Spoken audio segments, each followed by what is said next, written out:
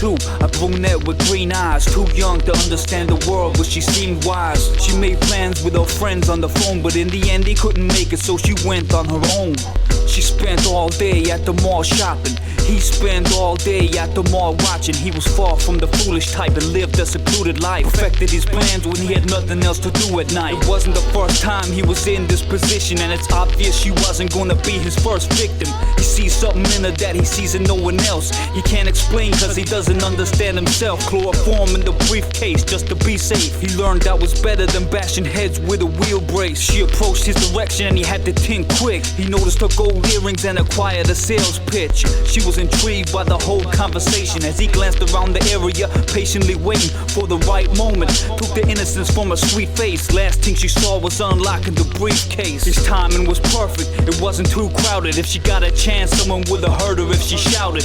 Tied and gagged her without breaking a sweat. Put the keys in the ignition, smiled to himself and left. 45 minutes later, unconscious and oblivious, she arrives at his log cabin deep within the wilderness. Not the type of scenic route you would dream about. Your screams will fall on deaf ears if you got a chance to scream them out. He found comfort in the gloomy isolation, and nobody saw him like he lived in hibernation.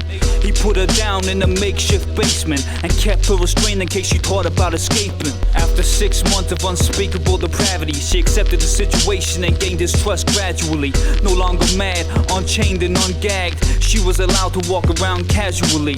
One afternoon when she was making the dinner, a flame from her old life reignited in her. Fractured memories of happier times. If she got a chance to get them back, she wouldn't mind. He walked over closer and began to hold her. Told her something smells good as he leaned over her shoulder. She gripped the kitchen knife tight with rage, turned fast and tried to plunge it in his rib cage.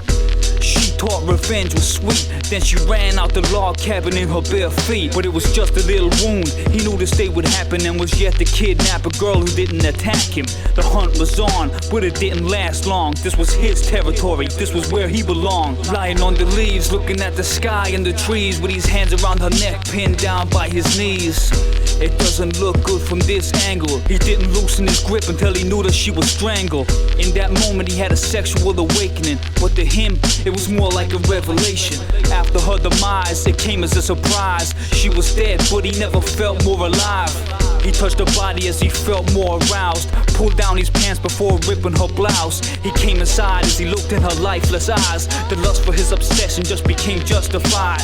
Tossed her aside as food for the wildlife. 6 months ago she was living a child's life. Unhappy souls don't return to the essence. All around the woods you can feel her presence. She's in the water that flows and the ivy that grows. Her pain creaks in the trees every time the wind blows.